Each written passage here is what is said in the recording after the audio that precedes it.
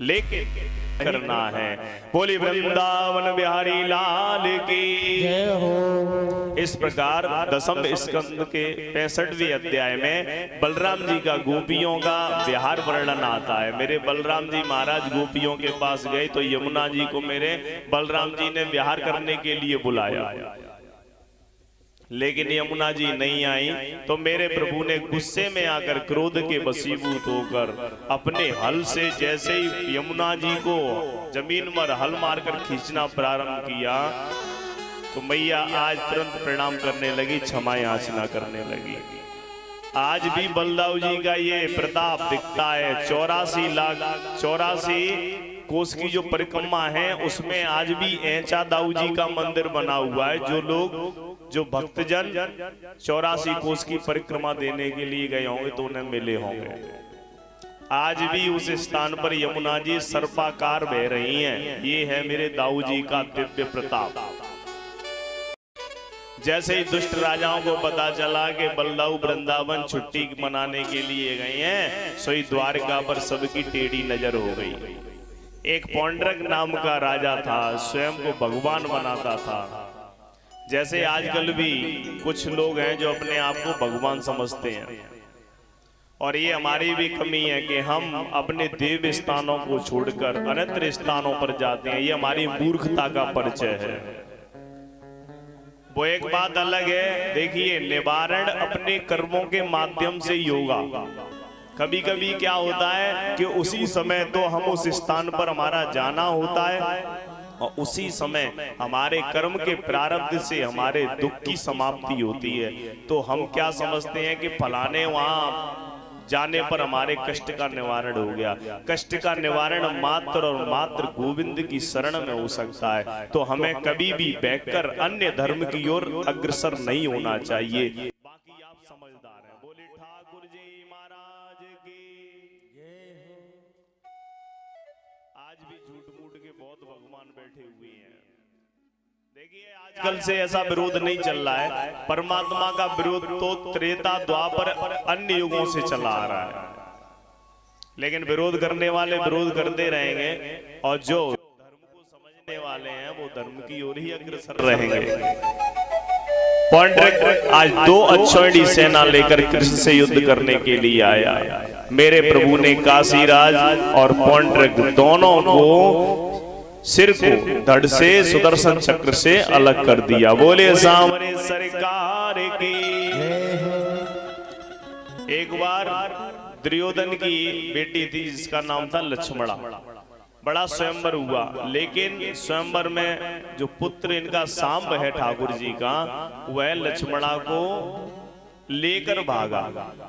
तो दुर्योधन ने इसे पकड़कर कारागार में डाल दिया। तो जो दाऊ जी भैया हैं वो दुर्योधन को अपना शिष्य मानते थे बात बात पर।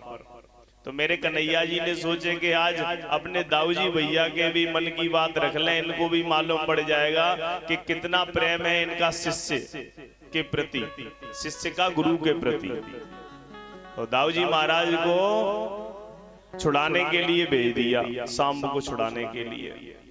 अब जैसे ही दाऊ जी महाराज गए तो दुर्योधन ने बड़ा ही सम्मान किया बलदाऊ भैया का, बड़ा ही सिंहासन बैठाए और बड़े ही सिस्टम से सब काम किए। तो बाद में मेरे दाऊ जी महाराज ने कहा कि हमारा जो पुत्र है सांब उसे छोड़ दीजिए, और जब ये एक दूसरे से प्रेम करते हैं तो लक्ष्मणा का ब्याह सांब के साथ करा दीजिए। तो पता है दुर्योधन ने क्या कहा? दुर्योधन ने कहा, ओहो अपनी औकात भूल रहे हो, आज पैर की जूती सिर पर चढ़ने का काम कर रही है। जैसे इतनी बात मेरे दाऊ जी महाराज ने सुनी, दाऊ जी महाराज ने अपना हल निकाला सुनंदन नाम का, और जैसे ही हस्तिनापुर की जमीन पर पटका पूरा हस्तिनापुर हल्ले लगा।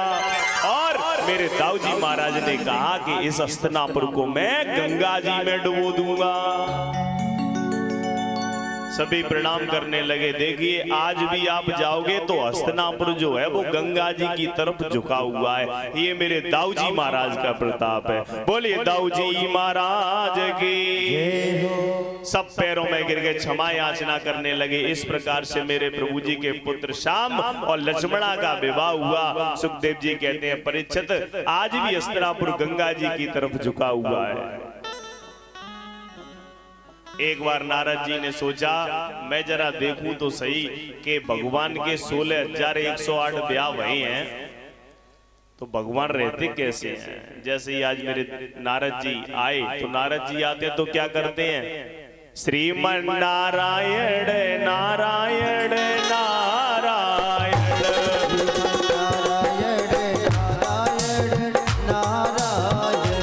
भजमन नारायण नारायण नारायण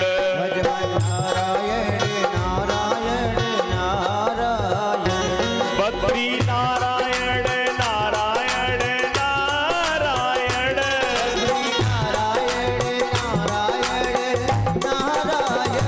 श्रीमन नारायण नारायण नारायण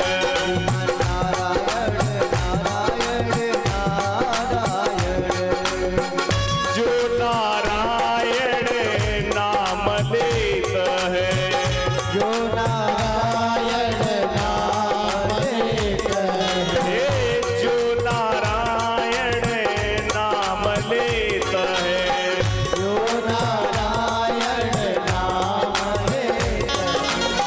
पाप होय सब छारायण श्रीमन नारायण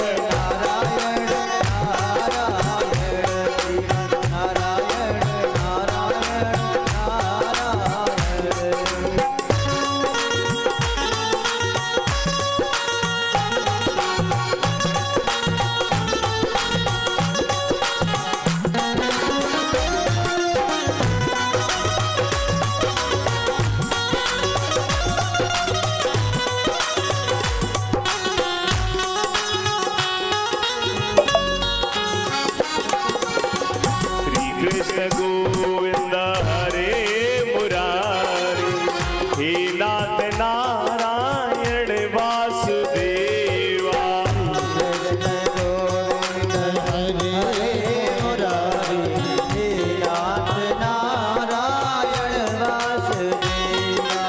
हे नाथ नारायण वासुदेवा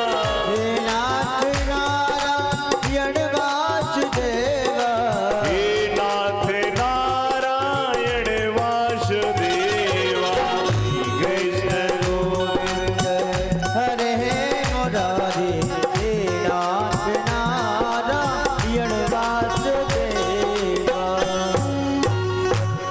बोले सांबरे सरकार की जय जय। एक बार नारद जी ने सोचा कि मेरे प्रभु जी की 16,108 विवाह हुए हैं तो जरा देख के आए, क्योंकि संसार के व्यक्ति एक विवाह के मारे चित्तपट्ट होते हुए घूमते हैं तो प्रभु के कैसे हाल है जरा देख के तो आए।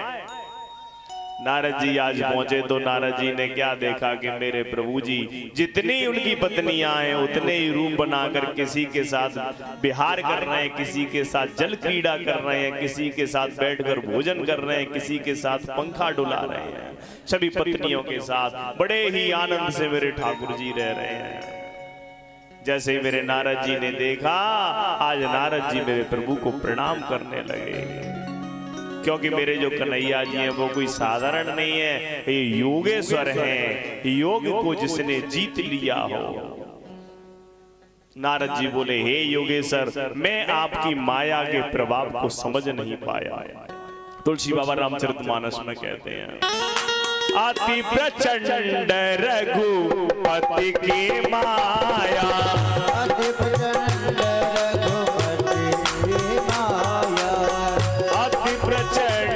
रघुपति की माया,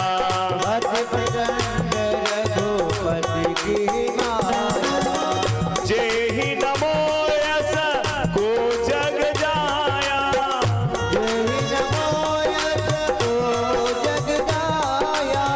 जो ज्ञान ने कर चित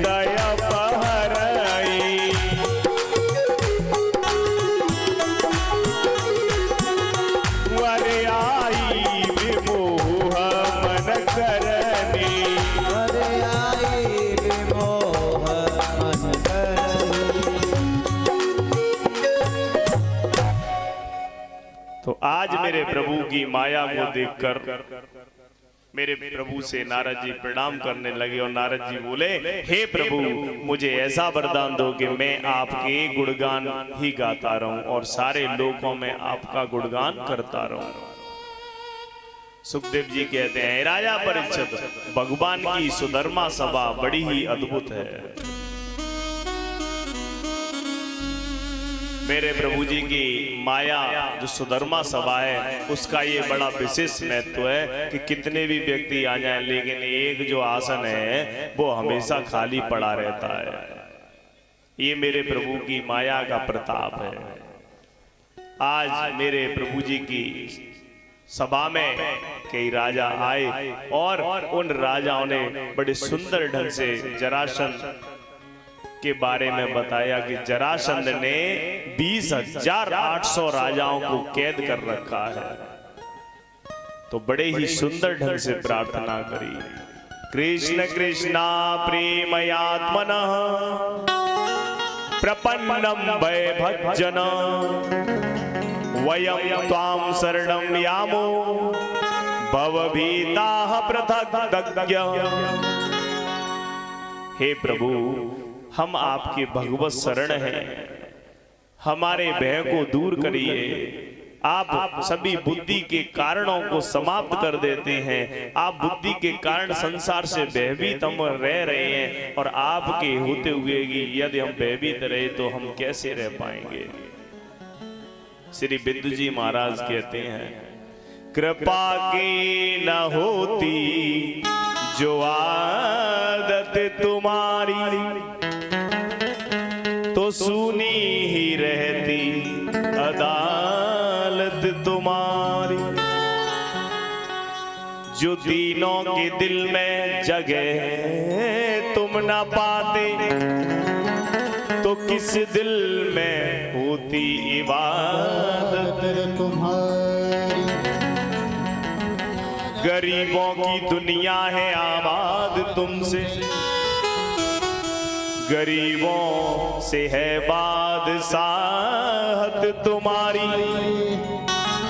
न हम होते मुजरिम, न तुम होते हाकिम,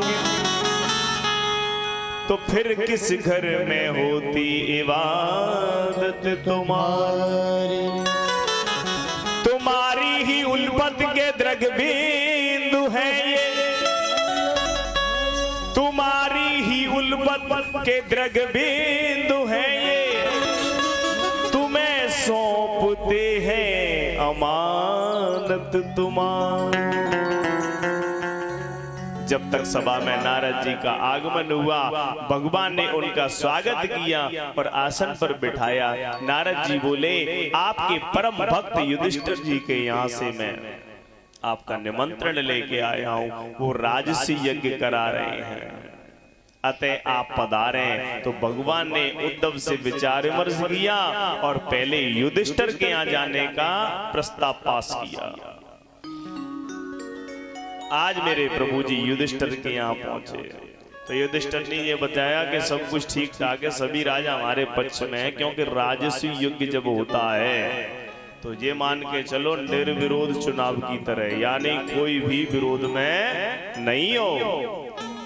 मात्र जरासंध को छोड़कर सभी राजा हमारे पक्ष में हैं। तो आज मेरे प्रभु जी भीम और अर्जुन को लेकर जरासंध की नगरी में पहुंचे साहब। जिस दिन ने ब्राह्मणों के बल पर जरासंध ने युद्ध को जीता, उस दिन से वह रोजाना मंदिर पर जाकर ब्राह्मणों को दान करता है जरासंध। आज मेरे ठाकुर जी ने ब्राह्मण को वेश बनायो, अर्जुन ने ब्राह्मण को वेश बनायो और भीम ने अपनो वेश बदल के आज जैसे ही जरासंध के सामने पहुंचे तो जरासंध ने देखकर प्रणाम किया और दान देने की बात कही। तो तुरंत आज मेरे कन्हैया जी बोले, हमें धन का दान नहीं चाहिए। देखिए जरासंध कौन है? मगध नरेश बृहद्रथ का विवाह काशीराज के 2 पुत्रियों से हुआ था। एक बार इनके आम के बगीचे में चंड कौशिक नाम के महात्मा जी आए हुए थे। इन्होंने इनको संतानहीन होने का कष्ट सुनाया तो मेरे महात्मा जी ने क्या किया, एक आम दिया, एक फल दिया आम का। बोले इसको अपनी पत्नी को खिला देना, तुम्हारे पुत्र की प्राप्ति हो जाएगी। जरासंध महाराज ने क्या किया कि दो पत्नियां थीं, तो इस आम को आधा बीच में से काटकर दोनों पत्नियों को खिला दिया। परिणाम स्वरूप क्या हुआ, दोनों पत्नियों के आधे आधे हिस्से का बालक उत्पन्न हुआ। राजा के मन में बड़ा विक्षिप्त हुआ, बड़ा दुख हुआ, बड़ा कष्ट हुआ। इन दोनों टुकड़ों को ले जाकर राजा ने फेंक दिया जंगल में। वहीं एक जरा नाम की राक्षसी आई और इसने वेद मंत्र उच्चारण करके, मंत्रों का उच्चारण करके इसने क्या किया, इसको दोनों जो अलग अलग भाग थे इनको जोड़ दिया। जरा के जोड़ने के कारण इसका नाम रख दिया जरासंध। तो आज ये बड़ा ही प्रतापी राजा था, बलशाली राजा था। तो जरासंध ने आज जैसे ही कहा कि दान ले लीजिए, तो बताया कि दान तो ले लेंगे लेकिन हमें मल्ल युद्ध करना है तुमसे। तो मेरे प्रभु की मुस्कुराहट को देखकर तुरंत समझ में आ गया, ये तो वही कन्हैया है जिसको मैंने हराया था। देखिए कितनी बड़ी बात है। बात कितनी बड़ी है कि मेरे प्रभु जी ने 17 बार जिस व्यक्ति को हराया, तो अपने 17 बार की हारने वाली बात तो भूल गया, लेकिन एक बार धोखे से मेरे प्रभु जी को इसने हराया भी नहीं, ब्राह्मणों को बंदी करा के मेरे प्रभु छोड़ के चले गए। तो उस बात को कह रहा है। 17 बार की याद नहीं है, एक बार की बात याद है। ऐसे है मेरे जो जरासंध महाराज हैं वो। तो जरासंध महाराज बोले कि और वैसे भी ये तो इसकी तो कोई पता ही नहीं है, बड़ा ऐसे ही, क्योंकि एक बार तो ऐसे तैसे इससे जीत पाया और बाई चांस इससे मैंने मल्लयुद्ध कर लिया तो पता नहीं जीत पाऊंगा कि जाने नहीं जीत पाऊंगा। ऐसा मन में विचार लेकर बोले कन्हैया देख तुझसे तो मैं युद्ध करूंगा नहीं। बोले क्यों? कह रहे तू तो पहले ही तू मैदान छोड़ के भाग गया था। भीम थोड़ा ठीक ठाक है, अर्जुन के बारे में सोचा, अर्जुन की तो हड्डी टूट जाएगी, वैसे ही पतला दिखाई दे रहा है। हाँ ये भीम जरूर लड़ने लायक है। भीम के अंदर अहंकार आ गया। देख लो तुम दोनों किसी काम तो नहीं आए, काम तो मैं ही आया। और जहां अहंकार होता है वहां मेरे ठाकुर जी वास नहीं करते हैं। और कन्हैया जी की मुस्कुराहट के बारे में तो सोचना ही अलग बात है। कहते भी हैं क्या, तुझे देख के दिल भरता ही नहीं, तुझे देख के दिल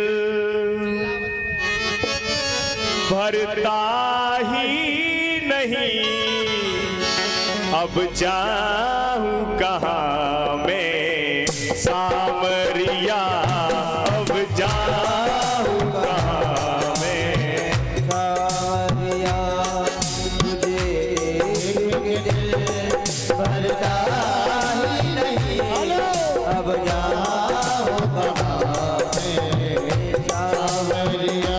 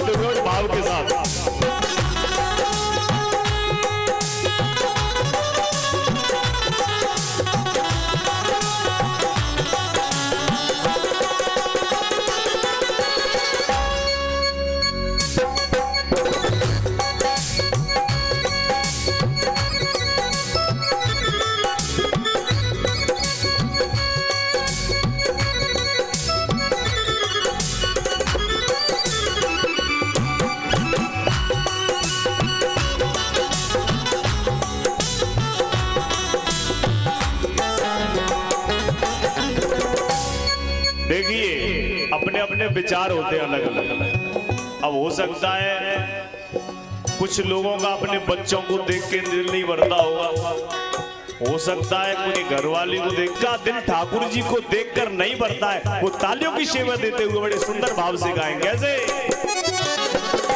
तुझे देख के दिल भरता ही नहीं, देख के दिल भरता ही नहीं।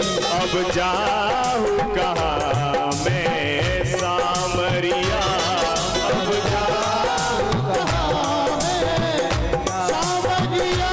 पिया छोड़ गए दिल तोड़ गए, पिया छोड़ गए दिल तोड़ गए। मैं मर के फिरूं अब बावरिया, मैं मर के फिरूं अब बावरिया। तुझे देख के दिल भरता ही नहीं, तुझे देख के दिल भरता ही नहीं। अब जाऊं कहाँ मैं सावरिया। जाऊं कहाँ मैं श्री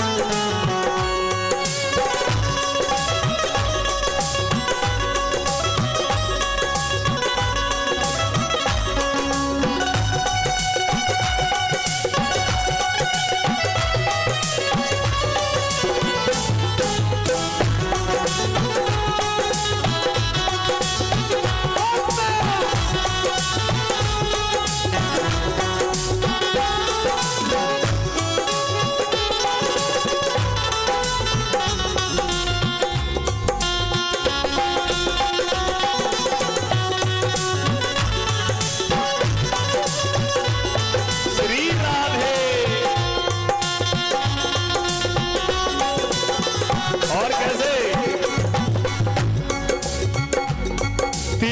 चितवन बाकी है अदा, चितवन बाकी है अदा, तिरछी चितवन बाकी है अदा, चितवन बाकी है अदा, तेरे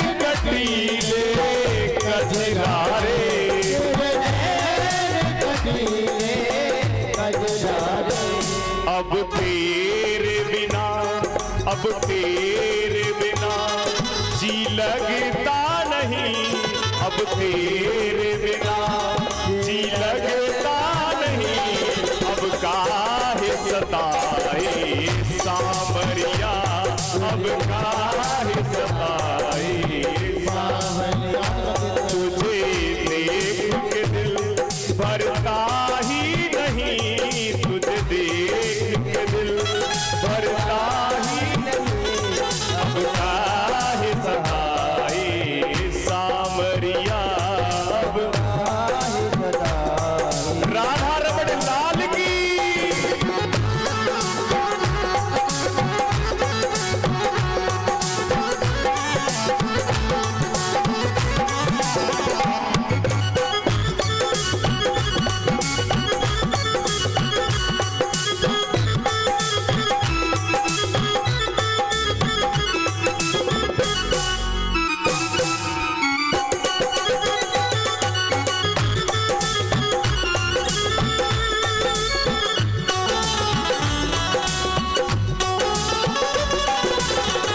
तालियों की सेवा देते हुए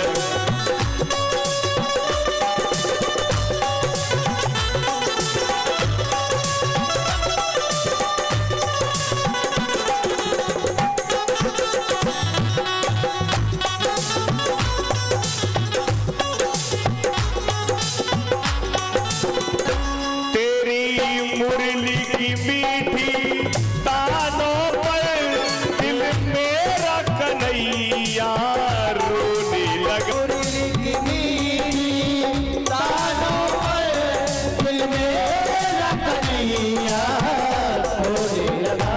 तेरी मुरली की मीठी तानों पर दिल मेरा कन्हैया रोने लगा, तेरी मुरली की मीठी तानों पर दिल मेरा कन्हैया रोने लगा। अब आके सुना जा बांसुरिया, अब आके सुना जा बांसुरिया, अब मिल भी जाओ सांवरिया, अब मिल भी जाओ सांवरिया, पिया छोड़ गए दिल तोड़ गए, पिया छोड़ गए दिल तोड़ गए, मैं बन के फिरूं मैं बाबरिया, मैं बन के फिरूं मैं बाबरिया, तुझे देख के दिल भरता ही नहीं, तुझे देख के दिल आई नहीं अब जाऊं कहाँ मैं सांवरिया, अब जाऊं कहाँ मैं सांवरिया, अब जाऊं कहाँ अब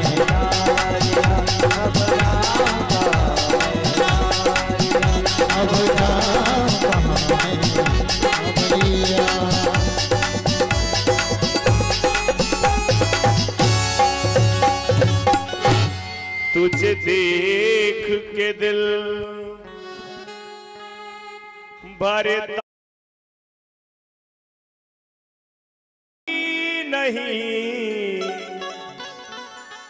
अब जाऊं कहाँ मैं सामने। मेरे ठाकुर जी ने अनुग्रह कर दिया। अनुग्रह कैसे किया? जिस प्रकार से रामायण में मेरे श्री रामचंद्र भगवान जी ने किसके सुग्रीव के ऊपर अनुग्रह किया था।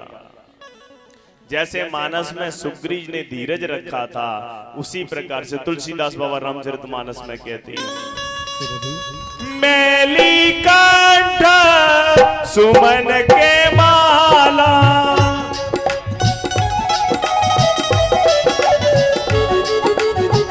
मैली कंठ सुमन के माला, मैली कंठ सुमन के माला, पटवा पुने बल देहि विशाला, पटवा बोल जय विशाला, श्री राम जय राम जय जय राम, जय राम जय राम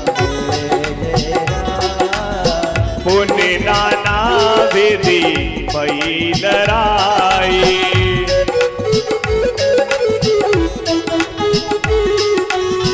बिटपयोट दी कहीं रघुराई।